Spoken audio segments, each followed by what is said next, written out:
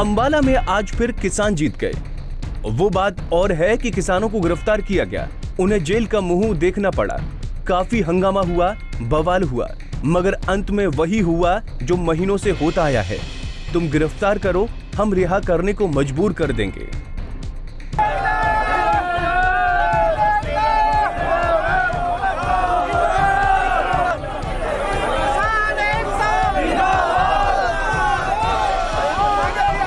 Police की van से एक एक करके रिहा होते इन किसानों का बुलंद हौसला देखिए, इनका आसमान छूता जोश देखिए। लगता ही नहीं कि ये जेल गए थे और जेल से छूट कर आ रहे हैं।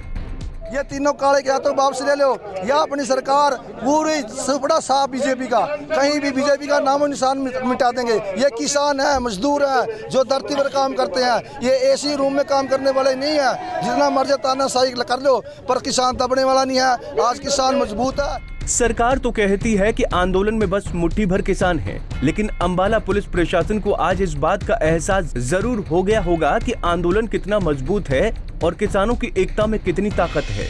जी हाँ, दरअसल अंबाला में पुलिस और किसानों के बीच जद्दोजहद का ये मामला बीती देर शाम से उस वक्त शुरू हुआ जब अंबाला कैंट के शाहपुर मछोड़ा गाँव में गृह मंत्री अनिल विज का विरोध कर रहे 5 युवा किसानों को पुलिस ने गिरफ्तार कर लिया। युवा किसानों की गिरफ्तारी हुई तो रिहाई की मांग को लेकर किसानों ने रात भर थाने में डेरा डाले रखा। थाने पर धरने से बात नहीं बनी तो सुबह किसानों ने नेशनल हाईवे जाम कर दिया। लेकिन जाम के दौरान जब पुलिस ने यहां से 80 किसानों को गिरफ्तार किया तो मामला गर्म हो गया। पुलिस अपनी जिद पर अड़ी रही और किसान भी पीछे हटने को तैयार नहीं हुए।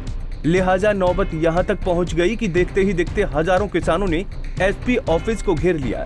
किसानों के रोष को देखते हुए पुलिस प्रशासन के हाथ पांव फूल गए, जिसके चलते किसानों को बातचीत के लिए बुलाया गया और फिर किसानों को रिहा करने का फैसला लिया गया।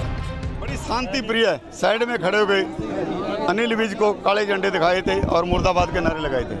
उसी के एवज में हमारे किसान रात को उन्होंने 10-11 बजे उठाए और रात से सारी रात किसान हम वहीं बैठे रहे भी हमारे किसानों को छोड़ दो।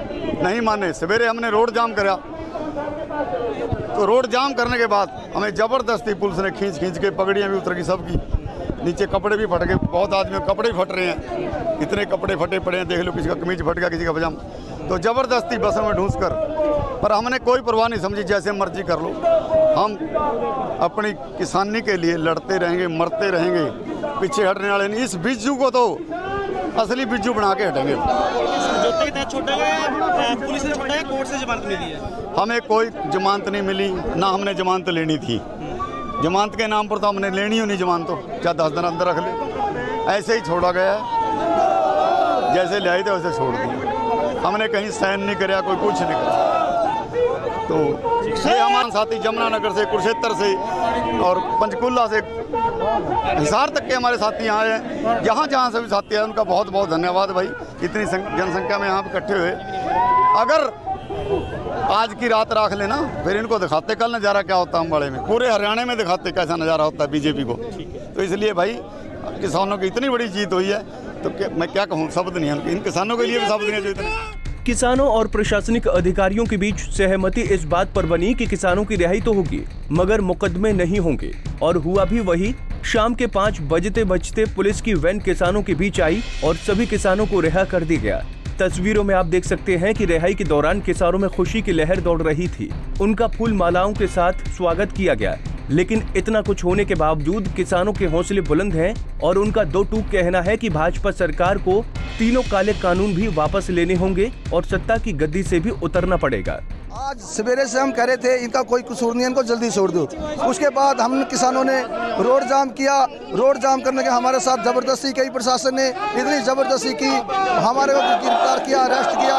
हम 80-90 किसान थे, अरेस्ट किया। और आज किसान एकता, किसान मजदूर एकता के कारण जो सारे देश के अंदर आज किसान मजदूर व्यापारी की जो एकता बनी हुई है, आज सरकार को दिख गया। आज मैं सरकार को चाप के चलने के माध्यम से बताना चाहता हूँ, ये तीनों काले क्या तो वापस ले लो, या अपनी सरकार पूरी सुपड़ा साफ बीजेपी का, कहीं भी बीजेपी का नामो निशान मिटा देंगे। रिहाई के बाद किसानों में खुशी की लहर है। पुलिस अधिकारियों का कहना है कि कानून के तहत रिहाई हुई है मगर केस वापस नहीं होंगे। अधिकारियों ने कहा कि केस पुलिस दर्ज करती है लेकिन केस वापस सिर्फ सरकार ही ले सकती है। नहीं, उनको एंगेज ही किया गया कि आप जो जो इनका धरना प्रदर्शन है वो शांतिपूर्वक हो सकता है, बट कोई ऐसी चीज़ नहीं होनी चाहिए कि जिससे कि लोगों को परेशानी हो। उनको यही एंगेज करके समझाया गया है और अभी भी उनसे यही किया गया है कि जो काम है पुलिस को उनको करने दीजिए, दोनों DSPs भी थे, और आप हमें जो लीगल कार्रवाई बनती है वो करने दीजिए, जो भी होगा लो विल टेक इट ऑन। किसानों की रिहाई को लेकर क्या कुछ बात? कानून की प्रक्रिया के तहत जो भी रिहाई बनेगी उसी हिसाब से उनकी रिहाई कर दी जाएगी। क्या अभी किसान छोड़े जाएंगे? बिल्कुल छोड़े जाएंगे। कानून में जो प्रावधान है उन प्रावधानों का पालन करके उनको छोड़ा जाएगा। कुछ किसानों को पेश भी किया जा रहा है। जो जिसको कोर्ट में पेश किया जाना था उसको कोर्ट में पेश किया। Law will take its on course. Law का जो भी रूल्स बनता है उसके हिसाब से मुकदमे वापस सरकार का काम है। मुकदमा दर्ज होने के बाद पुलिस वापस थोड़ी लेती है, सरकार का काम है वो। लीगल जिन लोगों को हिरासत में लिया गया, लीगल फॉर्मेलिटी पूरी करके उनको फारिग किया जाएगा।